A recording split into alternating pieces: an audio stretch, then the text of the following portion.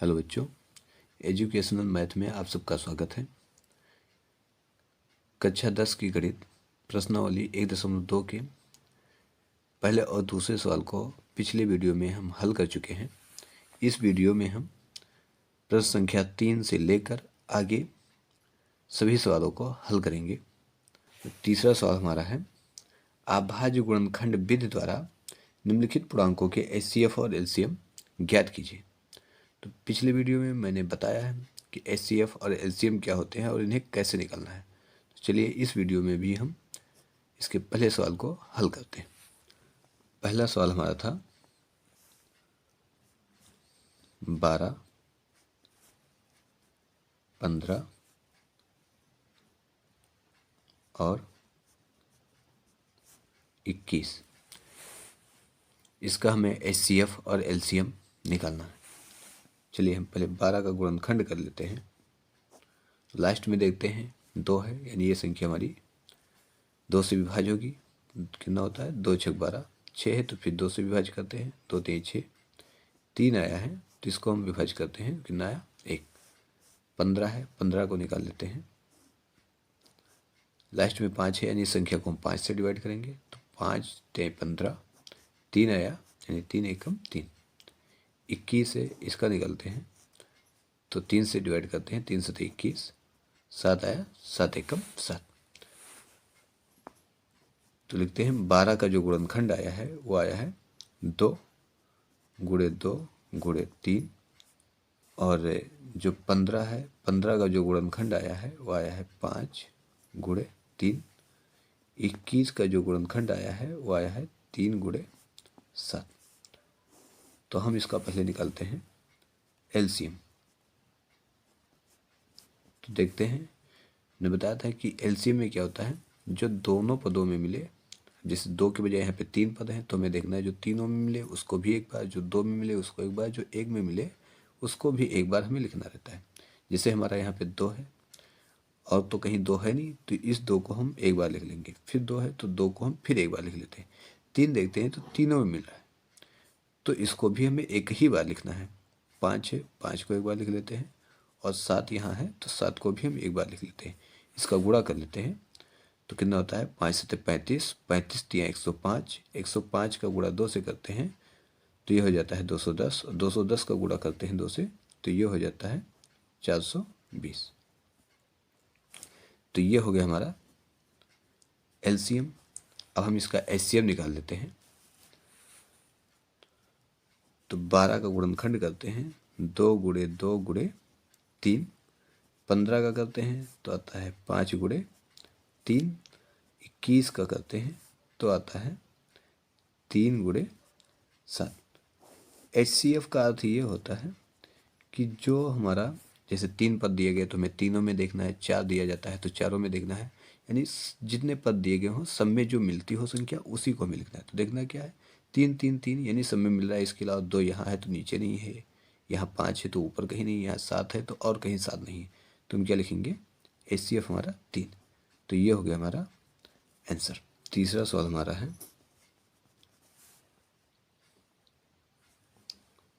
8, 9 और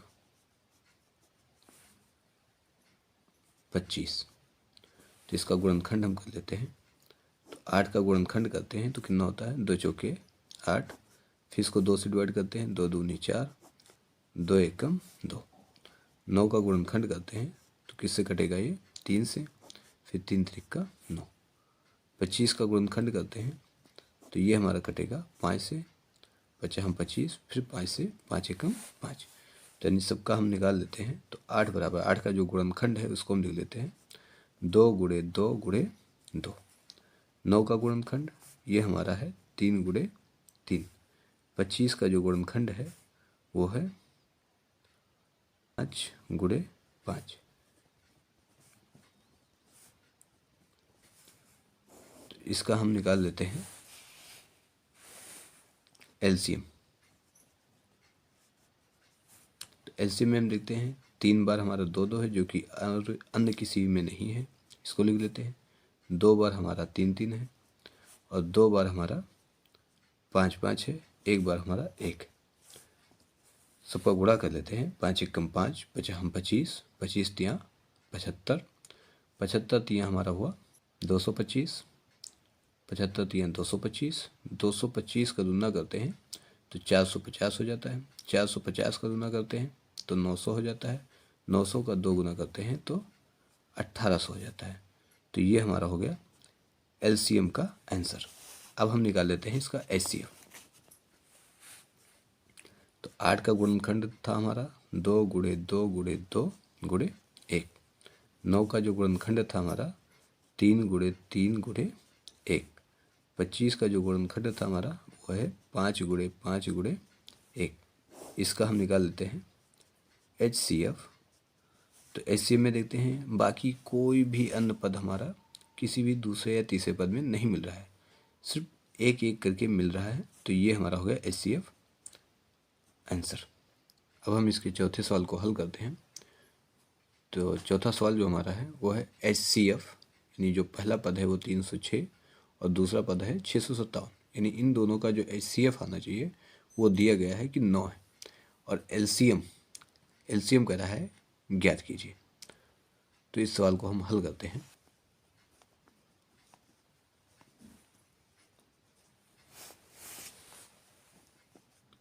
पहला व्यंजक हमारा दिया गया है 306 और जो दूसरा व्यंजक है वो हमें दिया गया है 657। इसका जो एचसीएफ दिया गया है वो हमें दिया गया है 9 और एलसीएम हमें ज्ञात करने के लिए कह रहा है। तो एलसीएम हमें इसका ज्ञात कर लेना है। तो हमें फार्मूला लगा देना है एचसीएफ गुणे एलसीएम बराबर हमारा होता है जो पहला व्यंजक है और इसका गुणा हमें कर लेना है दूसरा व्यंजक के साथ में। तो एचसीएफ हमारा 9 दिया गया है, एलसीएम हमें ज्ञात करना है। पहला व्यंजक हमारा 306 दिया गया है और दूसरा जो हमारा है वो है 657। ये हमारा इधर गुणे में है, जिसको हम बराबर के जब दूसरी साइड में भेजेंगे तो ये अपने विपरीत निशान में जाएगा, यानी गुणे में है तो भाग में जाएगा। तो एलसीएम बराबर हमारा हो जाएगा 306 गुणे 657 और ये आएगा इधर तो भाग में हो जाएगा 9। 9 एकम 9, 9 त्रिक 27 यानी 3 बचा, 36 हो जाएगा तो 9 चौक 36, यानी एलसीएम जो हमारा होगा वो कितना होगा 34 गुणे 657। तो इसका हम एलसीएम यानी तो गुणा करने पे हमें प्राप्त होता है 22,338, यानी ये हो गया इस सवाल का आंसर। अगर वीडियो पसंद आए तो वीडियो को लाइक और चैनल को सब्सक्राइब जरूर करें। चलिए अब हम इसके अगले सवाल को हल करते हैं। अगला सवाल हमारा है 5वां। कह रहा है जांच कीजिए कि क्या किसी प्राकृतिक संख्या n के लिए संख्या 6n अंक 0 पर समाप्त हो सकती है। चलिए इस सवाल को हम हल करते हैं। तो 5वां सवाल हमारा है 6n, यानी ये कह रहा है कि क्या ये संख्या हमारी 0 पर समाप्त हो सकती है। तो चलिए सबसे पहले इसके कुछ रूल्स हैं, यानी नियम है, तो उस नियम के बारे में हम जान लेते हैं। तो नियम हमारा क्या है? नियम है यदि कोई संख्या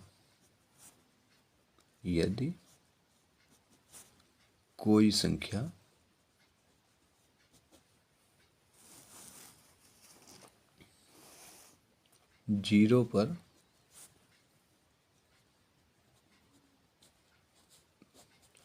समाप्त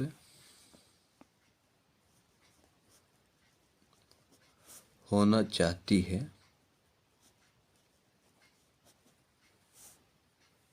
तो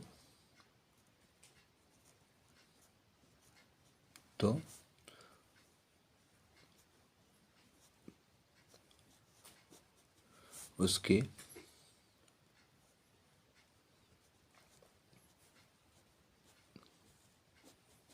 अभाज्य गुणनखंड में कम से कम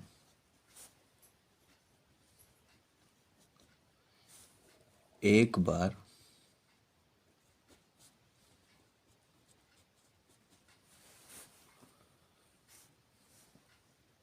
दो गुणे 5 आना चाहिए। यानी हमें ये ध्यान देना है कि जैसे मान लो यहाँ पे भी 6 की घात n है, कुछ भी कर सकता है, 4 की घात n कर सकता है, 10 की घात n कर सकता है, या मान लो 15 की घात n कर सकता है। तो हमें ये चीज़ इसमें ध्यान देना है कि अगर कोई भी संख्या हमारी 0 पर समाप्त होना चाहती है तो उसका जो अभाज्य गुणनखंड हो, तो उस गुणनखंड में कम से कम एक बार 2 और 5 का गुणनखंड आना जरूरी है। अगर 2 और 5 का गुणनखंड नहीं आता है तो वो संख्या हमारी 0 पर कभी समाप्त नहीं हो सकती। जैसे हम देखते हैं 6, तो 6 में हम देखते हैं इसको 2 से डिवाइड करते हैं, 2 3 6 और कितना आया 3 एकम 3। यानी अगर हम इस 6 का गुणनखंड करते हैं तो 2 गुणे 3 आता है, जो कि क्या है 2 गुणे 5 के गुणनखंड के रूप में आया ही नहीं। तो जब ये इस गुणनखंड में नहीं आया है तो ये संख्या हमारी 0 पर समाप्त नहीं हो सकती। अभी इसी प्रकार से हम जैसे ले लें 4 का, तो 4 का हम करते हैं तो कितना आता है 2 दूनी 4, यानी इसमें भी हमारा 2 5 का नहीं आया। अगर हम 10 का ले लेते हैं तो इसमें आता है हमारा 2 और फिर 5, यानी ये संख्या हमारी जो है ये 0 पे समाप्त हो सकती है, जबकि 4 n है तो ये हमारा 0 पर नहीं समाप्त हो सकता। तो हम इसके बारे में लिखेंगे चूंकि 6 का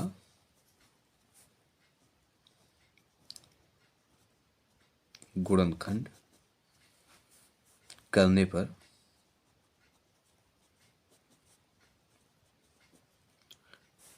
पर यह 2 गुणे 5 के रूप का नहीं है। तो जब ये 2 गुणे 5 के रूप का है ही नहीं तो ये संख्या हमारी 0 पर समाप्त नहीं हो सकती। तो हम लिखेंगे अतः यह संख्या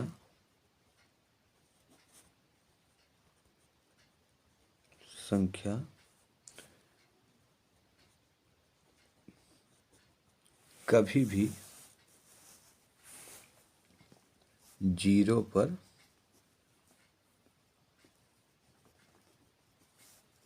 समाप्त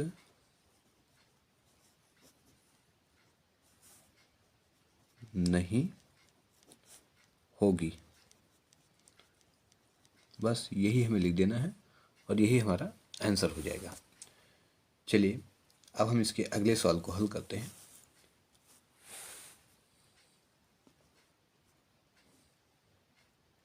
सवाल नंबर 6, छठा सवाल हमारा है, व्याख्या कीजिए कि 7 गुणे 11 गुणे 13 प्लस 13 और 7 गुणे 6 गुणे 5 गुणे 4 गुणे 3 गुणे 2 गुणे 1 प्लस 5 भाज्य संख्याएं क्यों हैं। चलिए इस सवाल को हम हल करते हैं। कितना था हमारा 7 गुणे 11 गुणे 13 प्लस 13। तो इनमें से भाई देखते हैं कि यहाँ से इधर जो हमारा पद है इधर कुछ कॉमन है, यानी जो दोनों में मिल रहा है, तो वो हमारी संख्या है 13। इधर क्या बचा 7 गुणे 11 और प्लस में यहाँ यानी एक कॉमन में बाहर निकल गया तो 1 बचा। गुणा कर लेते हैं तो 11 सते 77 प्लस 1 यानी 13, और इसको जोड़ लेते हैं, इनके बीच में कोई निशान नहीं यानी गुणा है, और ये हो गया हमारा 78। तो हम जब देखते हैं कि जब कभी कोई गुणनखंड यानी कोई भी संख्या दी गई हो और उसका दो या दो से अधिक गुणनखंड अगर रूप मिल जाता है तो वह संख्या हमारी भाज्य संख्या कहलाएगी। तो हम लिखेंगे यहाँ पे दो से अधिक गुणनखंड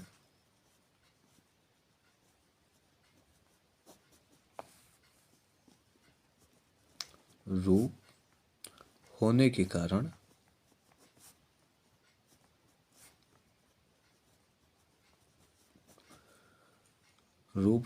कारण यह एक भाज्य संख्या है। यानी हमें कारण भी बता देना है कि किस कारण से यह भाज्य संख्या है। अब हम इसके अगले पार्ट को हल करते हैं। तो अगला हमारा था 7 × 6 × 5 × 4 × 3 × 2 × 1 + 5। यानी ये सवाल हमारा था।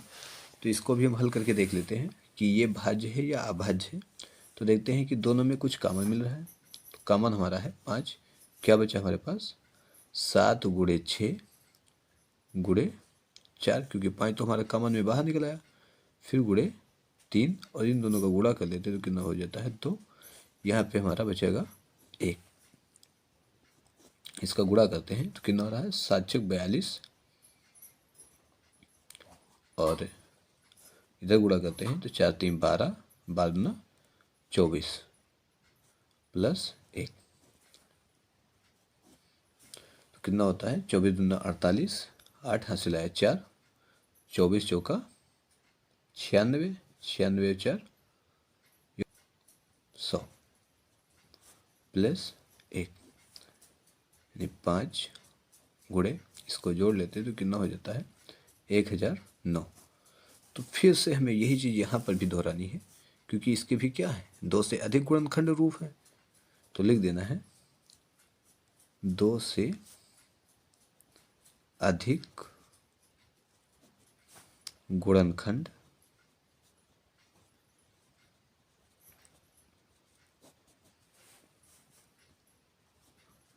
रूप होने के कारण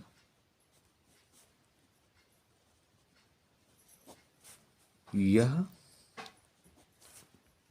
एक भाज्य संख्या है। तो जो क्वेश्चन में पूछा गया था कि क्यों है, तो वो हमने बता दिया कि क्यों है। चलिए अब हम इसके अगले सवाल को हल करते हैं, जो कि इस प्रश्नावली का अंतिम सवाल है।